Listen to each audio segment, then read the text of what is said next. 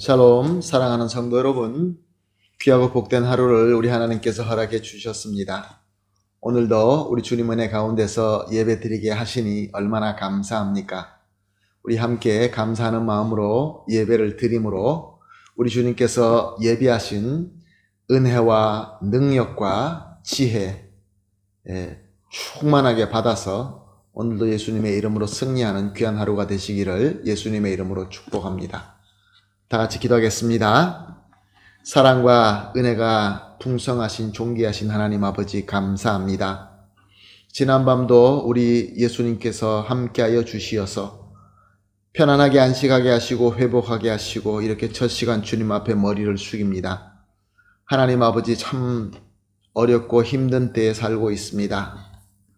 모든 것들이 어둡고 혼란스럽고 힘듭니다. 그러므로 오늘 아침에도 주님 앞에 엎드려 주님의 위로하심과 주님의 치유하심과 주님의 능력을 간절히 기도합니다.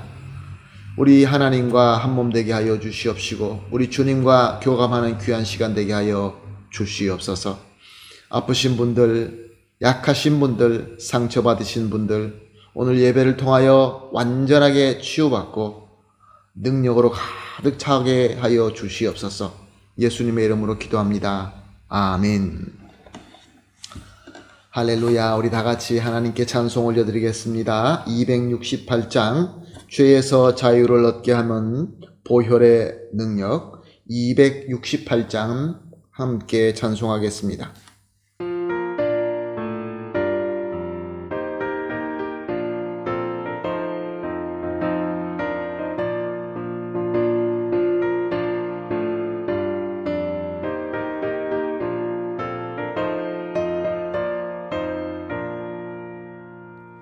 죄에서 자유를 얻게 하는 보혈의 능력 주의 보혈 시험을 이기고 승리하니 참 놀라운 능력이로다. 주의 보혈 능력이 또다. 주의 피 믿어 주의 보혈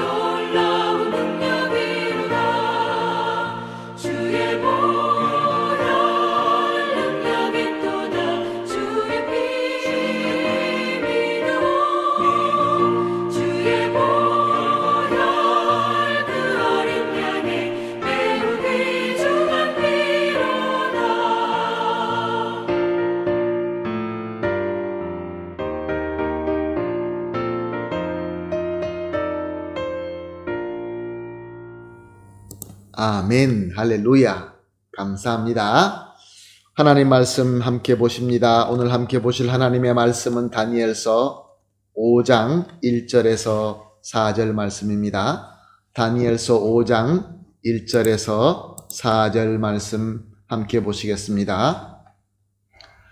벨사살 왕이 그의 귀족 1000명을 위하여 큰 잔치를 베풀고 그 1000명 앞에서 술을 마시니라.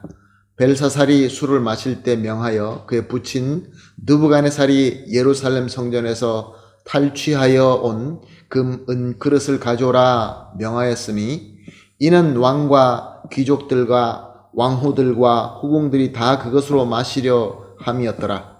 이에 예루살렘 하나님의 전 성소 중에서 탈취하여 온 금 그릇을 가져오매 왕이 그 귀족들과 왕후들과 후궁들과 더불어 그것으로 마시더라. 그들이 술을 마시고는 그 금, 은, 구리, 쇠, 나무, 돌로 만든 신들을 찬양하니라. 아멘. 오늘 본문은 이제 시간이 흘러서 느부갓네살 왕이 세웠던 바빌론이 그의 후예인 벨사살이라는 왕이 다스릴 때에 일어난 일을 기록하고 있습니다. 1절을 보게 되면 이 벨사살 왕은 나라의 귀족들을 1000명이나 초청하여서 큰 잔치를 베풀고 술을 마시게 되었다라고 하고 있습니다. 제국의 황제가 베푸는 잔치, 또 귀족들을 불러서 함께하는 잔치이기 때문에 아마 최고의 음식과 최고의 술을 마련했을 것입니다. 그런데 이 잔치에는 여러 가지 문제가 있었습니다. 당시 바벨론은 평화스러울 때가 아니라 새롭게 일어난 강력한 메대 왕국으로부터 위협을 받고 있었습니다. 새로 일어난 이 메대 왕국은 다리오 왕이라는 새로운 영웅으로 바벨론의 이제 앞에 망하느냐 존망의 위기가 다가왔던 것입니다. 그러므로 왕이나 귀족들이나 그 나라의 리더들이 왕궁에서 호화스럽게 잔치를 즐길 때가 아니었던 것입니다. 물론 예수를 믿지 않는 사람들은 호화스럽게 사치스러운 잔치를 즐기기도 합니다. 그러나 그것도 다 때가 있는 것이죠. 그리고 바벨론 왕국의 원칙으로 모든 궁중연회에는 여인들을 참석하는 것이 금지되어 있었습니다. 그럼에도 불구하고 오늘 본문을 보니까 벨사살 왕은 이 원칙을 다 무시해버리고 여인들을 참석하게 한 것을 볼 수 있습니다. 그리고 잡신들을 찬양했다고 합니다. 잡신들을 찬양하고 잡신들을 예배한다는 것은 퇴폐한 쾌락의 행위를 하는 것입니다. 왜냐하면 그것이 그들의 의식이기 때문에 그렇습니다. 그리고 가장 큰 문제가 되는 것은 그들이 쾌락을 즐기고 술을 마시는데 감히 하나님을 섬기는 예루살렘 성전에서 탈취해온 금과 은으로 된 그릇을 가져다가 사용했다는 것입니다. 무슨 일이 일어나고 있었던 것일까요? 당시 바벨론의 리더들, 왕을 비롯한 모든 리더들은 영적은 물론이고 세상적인 도덕, 윤리, 철학적으로도 문란하고 타락하고 있었다는 것입니다.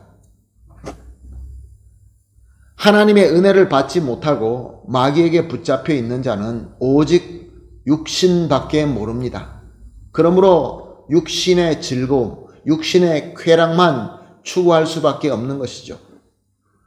그런데 육신의 쾌락에 취한 자는 어떤 선에서 머무는 것이 아니라 점점 더 타락해 가는 것이 특징입니다.